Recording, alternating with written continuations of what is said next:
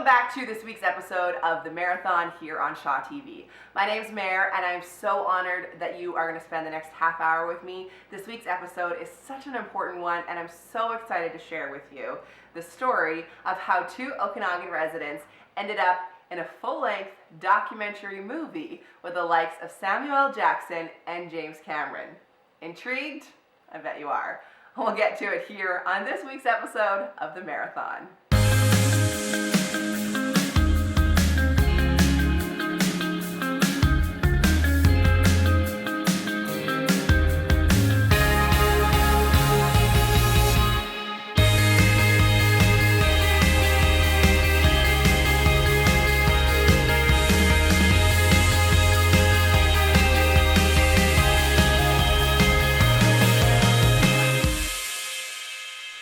Now, not only are there two local Okanagan residents in this movie, it's called Eating You Alive.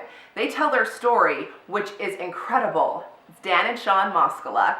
Sean lost more than 130 pounds, and Dan beat stage 4 cancer. I know. It's incredible to even say those sentences, let alone learn their stories. And we are going to be hearing from Dan and Sean in just a second. But first, here is a clip from the trailer for the movie Eating You Alive. People aren't living longer, they're dying longer. I'm a steak guy. Fish. Sushi, actually. Got up as heavy as 518 pounds. 6 months you'll be in dialysis or you'll be dead. I can't have that one candy bar a week because I didn't have an off switch. You're going to be on insulin the rest of your life. I wasn't making any progress on the pills. We see this kind of cancer, there's no known cure. I was flat on a gurney and they were debating, do I have triple bypass? I thought that my hypertension was genetic. You're out of control, and they were not giving me any hope at all. We had the cure, we've had it for decades. What we know from cigarette smoking is the public doesn't like to be lied to. We need education more than medication. Can't blame doctors. They're not trained in this field. I was really angry. I just could not understand why I didn't learn any of this in medical school. The food industry, which is a $1 trillion industry, uses very similar kind of tobacco-style techniques, paying off scientists and funding studies. What is on our plate is really affecting our environment. We have been putting the wrong fuel in our body. Americans, Europeans are being poisoned by these animal foods. You can see what the person is eating by looking at the plaque in their artery. There's a plaque right there. We were literally bypassing the problem. Without some serious lifestyle changes, this guy will be back. Foods are the cause of diabetes, of heart disease, of many forms of cancer, of hypertension. And if they're the cause, they can also be the solution. I had to really look at it to see patients that I knew should be dead by my conventional training, alive and well, tumors melting away. The power is not inside of our hands as physicians. The power is inside your hands through your life choices. Don't let your culture hold your heart hostage. Many symptoms and diseases just melt away even after being there for years. The doctor said this woman alleges to have lupus, but we're not finding any evidence of it. The doctor says you're no longer diabetic.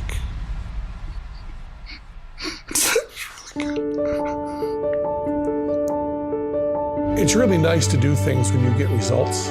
Here, I was in control all along. Gave me freedom. This is where medicine should be. Come on. What's on your plate?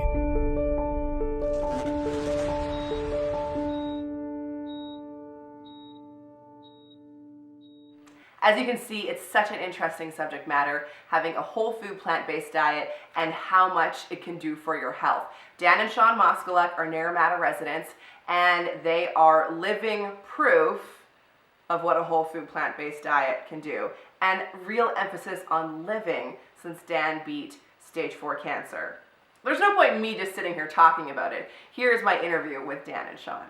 We had been seeing the trailers on Facebook and things like that, and it sounded like an amazing film, and it kept saying, coming soon, coming soon. So Dan reached out, direct messaged them and said, hey, we've been seeing this, when is it actually coming out? And it's close to our hearts because this has happened to us.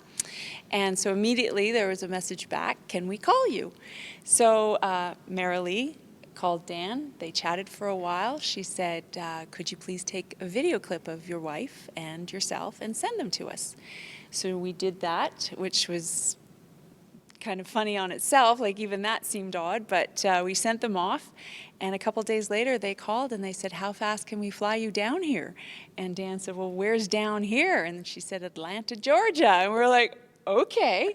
And so I think by Friday we were on a plane flying to Atlanta, and then we drove to Chattanooga and spent the day with them filming, and that's how it all happened. What was the experience like filming? The whole thing seemed pinchable. You know, we were on a plane to Atlanta, and then we drove, and they were wonderful and charming. They made a lovely lunch for us just to so we could get to know each other and relax a little and chit chat. And then the filming was, it was very emotional to retell your story. And at that point, this was kind of the first time that we were starting to tell our story kind of to strangers, I guess. You know, initially it was a lengthy interview with the filming, and it was very emotional and quite exhausting. But it was also, you feel like if you're sharing your story and it helps inspire other people or helps other people in the same situation, then it's so worth it. So for people who haven't seen the movie or aren't familiar with both of you, what is your story? Well, we started this. I started researching and reading and studying about a whole food plant-based diet because my son had come home from the gym and he wanted to start doing bodybuilding and weightlifting, and I was told that he needed all those protein powders in order to put on muscle. And so I said, well, let me just look into these. I had no idea what they were, so I started researching about those, and kind of stumbled into this whole world of finding out that dairy and whey and casein were all not such great things. And I did more and more reading, and then I realized that I could no longer continue eating the way we had been. So I started transitioning in late 2010, and I made a full commitment in April of 2011. And so overnight I turned my kitchen into a vegan, and I say vegan, kitchen, and we have since gone whole food plant-based. But I dragged my family along with me, kicking and screaming. And initially they were not that happy, but for me, I lost 130 pounds. So it was amazing, and I had tried everything my whole life. I'd always struggled with my weight, gained after every child, after having every baby, and so it came off so easily, and it just seemed so natural and the right thing to do. So the more I did it, and the more I learned how to cook amazing, tasty, delicious food that they enjoyed, they started coming on board more. So thankfully I did all of that because it kind of got me ready for the next fight that we actually encountered in November of 2013. Dan was diagnosed with stage 4 kidney cancer. And that was a shock. We were doing so well, we were healthy, this lifestyle had really gotten our health back Invigorated us. Invigorate us, right. And so initially we were in a state of shock. It was amazing. We hadn't expected that. I don't think anybody ever does. You always think it happens to other people, never to you. And so I changed my entire focus from weight loss and nutrition. I had been reading lots, but I really focused in on cancer and nutrition. And I found that there was an overwhelming body of evidence-based science linking animal products with cancer. So it further drove me to embrace this. And so as we were going through everything with Dan, we embarked on, we were already eating really healthy, but we became fanatical about, it was a program of nutritional excellence. And so I fed him the best things that I could possibly feed him to make his body as strong as possible, to help him get through all of the cancer, the surgery, the treatments, all of the things that were to come. And I have to say it worked pretty well. So that's how we got here, and that was our story between my weight loss and then Dan's cancer. I feel like we both have benefited from this in very different ways, and I really do believe that the whole food plant-based lifestyle, it's not just about weight loss, it's not just about cancer, it's about healing the whole body. You can't just cure diabetes, you can't, you can cure everything. Yeah, my eyesight has even gotten better, wow. Which is amazing, but it's incredible. There's so many things that have changed that have been so subtle, and it's the healthiest. This is how we were meant to eat. Mm-hmm. Dan, when you were going through treatment, was your diet something that your physicians and your team focused on? No, our whole food plant-based ideology and lifestyle, this is something that we initiated, that we kept up throughout the whole cancer ordeal. I think it's interesting to note that the average physician gets approximately 18 hours of training with respect to nutrition education. So they don't really know a lot about nutrition itself and with respect to the disease that you're contending with.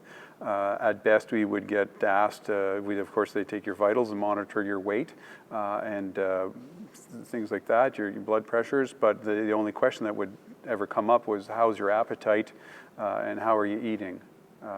It wasn't really a recommendation of you should eat this or don't eat that. So it was on our own that we held this up, and it was amazing because the physicians' office, they saw themselves too that they found it was quite amazing, the recovery from the surgery itself, and then which I don't know if they expected me to recover from, and then once we got into the treatment, I handled the treatment quite well with respect to side effects and just throughout the treatment itself. So I wanted to ask you, you are a very public figure in our province with the RCMP. Was there any part of you that was nervous about talking about yourself, your private life, what you've been through? Yeah, that was a big decision because, again, with the line of work, and I work and live in a small community, we were fairly private throughout the ordeal, and then when it became public, that was a big step. When you start advocating for this lifestyle, again, it's another difficult step and one that you have to look at and do properly, because there is a lot of pressure, not only from the perspective as an individual, but what I represent in the community as a police officer.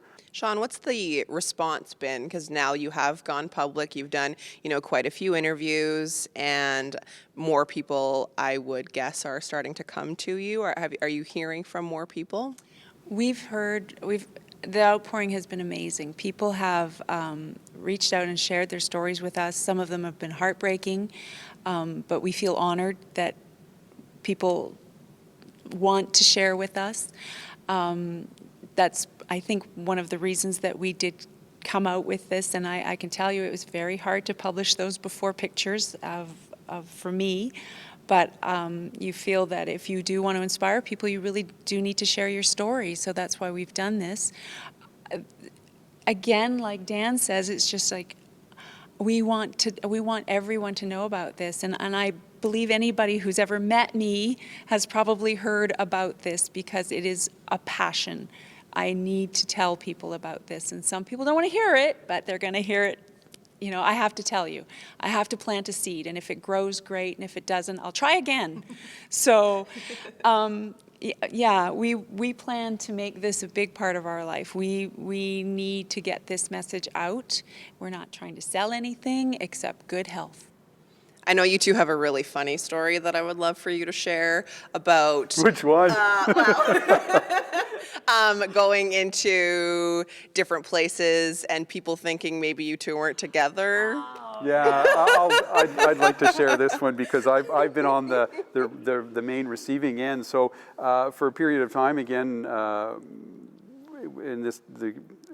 here in the community here, sometimes we haven't seen friends for quite a long time, extended periods of time. It's happened time and time again where we'd run into somebody who hadn't seen Sean since their weight loss, would see Dan approaching them with this blonde on his arm, and there'd be a bit of a whisper back and forth, and then we'd approach them, especially when she had sunglasses on, and they would literally think that I was no longer with Sean, that I was with this other woman, this new woman in my life. The conversation would be directed to me, and there'd be an awkward stare to this woman until she started to speak. And then as soon as she started to speak, there was this look of awe and amazement, and then people said, "Oh my God, Sean, look at you."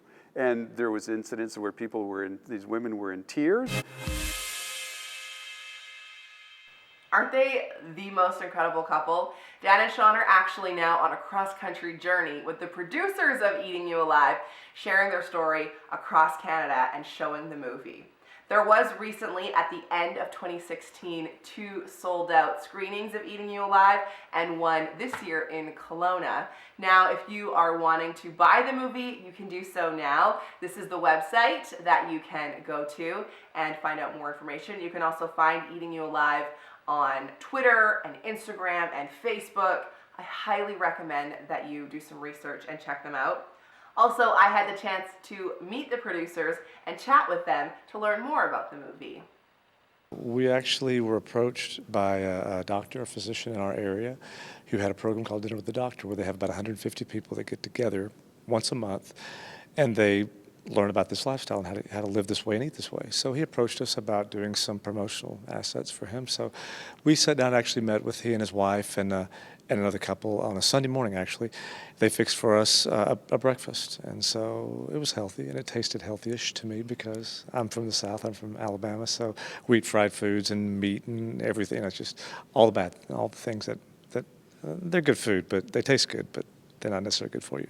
So we met on a Sunday morning, and then they said, go home and watch this documentary called Forks Over Knives. And so we did. I watched it, called Mare, and I said, I think I want to try this because my father had heart disease, had a heart attack, stroke, bypass surgery, and I kind of thought I was destined for that same sort of thing just because of the genetic aspect of things, because I believed all that. And so my mom had a lot of cancers and diabetes on her family, so I thought, I'm going to try this because I want to see if this can make a difference in my health. And so we did. We went after it. And we're the kind of people, we brought in our whole production team. We actually just talked to everyone and said, do you guys want to try this as a team? So we did. And we're kind of all or nothing. I never walked in the shallow end. I kind of jump in the deep end. So for me, it was not about seeing the moderation part of it. For me, it was, let's see what it can do for us. And so in 6 weeks, I dropped 45 pounds. Wow. And I had a tendonitis in both elbows. I had rotator cuff issues. They all went away in 3 weeks. And I mean, these are minor things, I understand, compared to chronic diseases. But nevertheless, it changed. And of course, I wasn't wanting to give the credit to the diet because I didn't believe they would do that. I mean, this was kind of bogus to me at the time. I just thought, I'll try it just to see what it can hurt. So the whole team, we had our associate producer, Kevin Klein, he lost about 80 pounds. He's lost about 80 pounds. Jody, another editor, she's lost about 75 pounds. Mare dropped a little bit of weight, but didn't have much to lose. But it just changed our life. And of course, for me, the thing that was so frustrating was I was 47 years old at the time, and no one had ever said this to me. I mean, I'd lost family members, as we all have, and I realized this is crazy. And so I watched every documentary you could put your hands on Netflix and the Q, and I watched everything. And for us, they were all great. They're all great, and they all impacted us in different ways. But for me, I couldn't boil water. So I needed something that could not only convince me that I needed to make this change, but to show me how to do it. Would you say that it was more difficult than you anticipated, easier than you anticipated? You know, anything new is a challenge. And this is no different because you're having to change the way that you think about food. You have to change your approach to food, your approach to shopping, your approach to meal planning and preparation, food preparation. You know, some of the biggest questions that we get, the question we get the most often, I should say, is how in the world do you cook without oil? Well, it's easy. You just don't use it. I mean, you can do all the same things, you just don't use it. And so it was a challenge. I think it was much easier to take on a challenge when you're supported by a group. So all of us doing it together, at least we had people to fuss to, you know, or confess our cravings or whatever else we were going through at the time. And that made that part of it easier. But as with anything else, as you do it, anything you do over a period of time becomes easier and easier and easier. So now it's like no big deal at all. And I think one of the things that made it easier was when you start to see immediate results, when you start to see improvements right away, when you start to see pounds dropping, or you start to see your skin clearing or joint aches disappearing, those kinds of things. That just provides more motivation for you to keep on going. And anything that you really, really want to do, I don't think you ever look at as hard. You know, it's just a journey, and you're continuing to progress and improve. And from that standpoint, it's easy. So if someone when they see Eating You Alive and they learn about whole food, plant-based, where would one start? Because if you are someone who's always had like meat, potatoes, lots of processed food, it can seem really intimidating. I've done it and I get it. It took me, the course of quite a few months, over a year, to actually fully do it. Where would someone start if they're going to see this movie and think, or see Dan and Sean's story and be like, yeah, I really need to try? Where do you start? I think one of the basic things that I tell people, and it probably comes off as being when people hear it, they go, oh, I can't do that. But if you want to see the most dramatic results, to me it's very simple. If you eliminate all things that are animal source products, and you start reading your labels, and you eliminate anything that has added oil or sugar in it, you're well on the road to eating whole foods. So those are just very simple approaches to look for how do I eat this way? What do I eat? Well, it's what you don't eat. So look at the labels and go, okay, I'm not going to eat this and this. And I'm starting to replace it then with things out of the produce section. Potatoes, beans, lentils. We eat so much food, and you don't have to be afraid of calorie counting or portion control. We can put it away. I can put down some food. And from that standpoint, it's very freeing. There's such liberation in that, because you can eat as much as you want of the really good stuff, and you're satiated, you're satisfied. It takes care of those cravings because your body's getting everything it needs. So if you realize that you can eat as much kale as you want, you can eat as many pinto beans as you want, you can eat as much brown rice as you want, and potatoes. It's usually what we put on the potatoes that becomes the issue. So when you go back and look at those really basic, simple things, then that's one of the keys. I say, go simple at first. You can start experimenting and create all kinds of crazy, amazing dishes down the road, but don't overwhelm yourself. So start really, really simple and very basic. Do you find, I've run into this a little bit, do you find there's been any negativity or pushback from, say, your family or your friends or people who don't get it? You're nodding. Obviously, yes, there has been. Absolutely. My family thought I had cancer because I was losing weight, and they thought I was dying. They thought it would just shrivel up and turn into nothing because I went back to my high school weight, and I think we have this perception of what we are to look like, and it's so skewed because of the foods that most of us eat. And so, yeah, it was a tremendous amount of that. Like, you've got to, you can't live without your meat. You can't live without milk. You've got to have your calcium. How do you get protein? That's the first question, is the protein question, which is, again, I would have had those same questions. I came from the same place. I thought it was ridiculous when I started. But, down the road, after a month, again, for me, we all made the change, I didn't do this for the rest of my life. I was just going to do it for a period of time just to test it, which is what we ask everyone. Don't ever go into it thinking, I'm never going to eat meat again. Just go into it and see what you think of it. You're going to love the results. Honestly, if you give yourself a chance, you're going to love the food, and it'll change your life. And so that's what for us, we got all the ridiculous looks from our families. Again, I grew up in the South eating meat at every meal. Desserts were the other identifier for our meals. And so for me, that was a huge thing. And my family thought I was crazy. And now 2 out of my 3 children are eating this way. My mom and my dad are eating this way. They've healed themselves. They've had their own complete turnabout faces basically in their health because of these changes. And so, yeah, we get the weird looks, but ultimately they understand.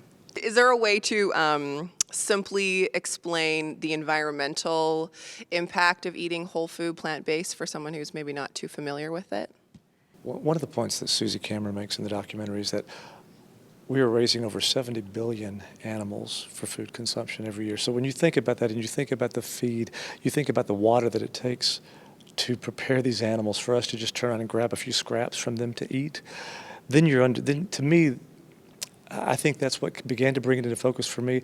And as well as when I think about the fact that you can drive down to McDonald's and you can get a hamburger that has cheese, bread, packaged, and delivered to you out the window for 99 cents, you know something's not right. And so for me, that was a major thing for us, I think, and an impetus for the film as well, because those aspects of things made no sense to me, as well as several other things. So speaking of the Camerons, there's some huge names in this documentary. How did that come about? How did you connect with them? And who else can we expect to see in the documentary? Well, it's interesting. I think we've been so privileged because those people who have had experiences or who share passion for the same message, this message has broad-reaching platforms, not only from an environmental perspective, from an animal rights and compassion perspective, as well as the health perspective. So to have a platform that serves so many aspects of solutions, for these problems was great. So the Camerons obviously believe and live this way. They've experienced the health benefits, but they came in through the door of environment, and so this supports that message. And so I think we're very privileged they chose to partner with us. Samuel L. Jackson, wonderful guy, and he has a personal story, a personal experience with this lifestyle. And so he came in through the door of health. And I think his experience and story is going to be very impactful on people as well when they hear it, because he faces the same challenges that we all face with regards to making that kind of a transition. Penn Jillette, very colorful personality. He tells his story very well, and his experience is dramatic, and I think he has a book out now, talks about that as well. And again, I think all of these people have had such an experience with this lifestyle that they were willing to share it and allow us to share it, with them and telling it. And we're just really privileged that they chose us to share that with and allowed us to be a part of their journey and their story as well. Eating You Alive was such an incredible movie, and it's something that I hope you take the chance to learn more about, order, watch, and research a whole food, plant-based diet. It has been something that I never in a million years expected to adopt for myself, but over the last 3 years or so, I have transitioned into it, my husband as well, and now our son, and we are seeing such improvements in our son's behavior, our digestion, how we feel, our energy, and just our overall health, as you have now seen in this half hour of the marathon, how much it can really change your life. So I want to thank everyone who has been a part of this episode. Thank you for watching. You can find me on Twitter, Facebook, Instagram, Snapchat. My website is redheadmare.com. I also have a YouTube channel, youtube.com/redheadmare. Sean actually taught me how to make a whole food plant-based lasagna, which is delicious and now a favorite and a staple in our house. Thank you for watching this week's episode, and I will see you next time on the Marathon.